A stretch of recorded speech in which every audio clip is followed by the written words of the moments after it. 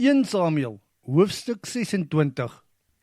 Toe kom daar 'n klomp Sefiete by Saul in Gibea aan en sê vir hom, daar aan die kant van die wildernis, op die koppie van Agila, kruip Dawid vir u weg. Toe het Saul alles gereed gekry en met 3 afdelings van 1000 man, wat in Israel uitgesoek is vir die taak, afgegaan na die woestyn Sif om na Dawid te soek. Daar langs die pad, aan die kant van die wildernis, op die koppie Agila, het Saul kamp opgeslaan. Dawid was in die woestyn. Hy het egter verneem dat Saul op soek is na hom, want Dawid het verkenners uitgestuur om seker te maak van die saak. Toe besluit Dawid om na Saul se kampplek te gaan.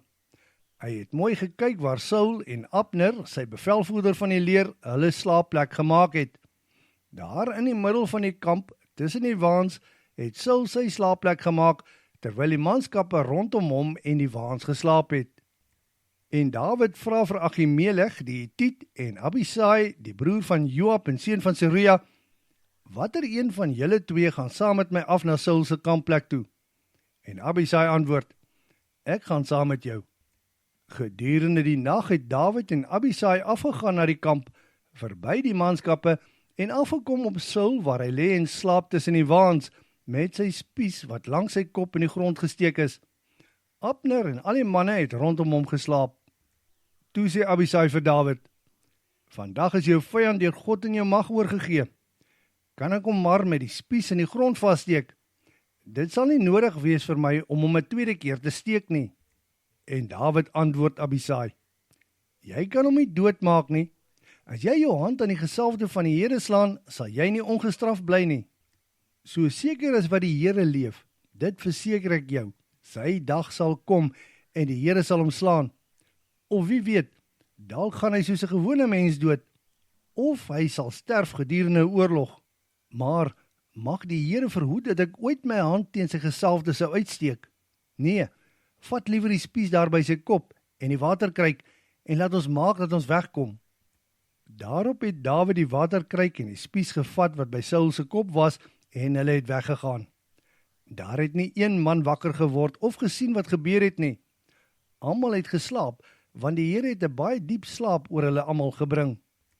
Aan die ander kant van die koppie, op die kruin daarvan, het Dawid op 'n veilige afstand gaan staan en uitgeroep na Abner, die seun van Ner, en na die res van die manne. Antwoord my, Abner. En Abner antwoord, wie is jy nogal dat jy so na die koning roep? En Dawid sê vir hom, jy is mos 'n man, is jy nie? Daar is mos niemand wat jou gelyke in Israel is nie, of is daar? As dit die geval is, hoekom het jy nie wag gestaan by die koning jou heer nie? Kyk, daar het iemand van buite die kamp ingekom om die koning om die lewe te bring. Dit wat jy doen is glad nie goed nie.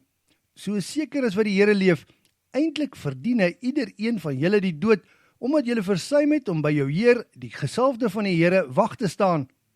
Kyk of julle die spies of waterkruik sien wat by die koning se kop gestaan het. Toe herken Saul Dawid se stem en vra, Dawid my seun, is dit dalk jy? En Dawid antwoord, ja my heer die koning, dit is ek. Wat kan tog die rede wees dat my heer so jag maak op sy dienaar? Wat het ek verkeerd gedoen? Luister 'n bietjie wat die dienaar vir u gaan sê. Bied 'n spysoffer aan die Here, indien dit hy is wat u so teen my aanhits. As dit egter ander mense is hulle vervloek voor die Here. Hulle is die oorsaak dat ek op die oomblik verdryf is van die erfdeel van die Here, deur te sê, jy moet weggaan en ander gode gaan dien.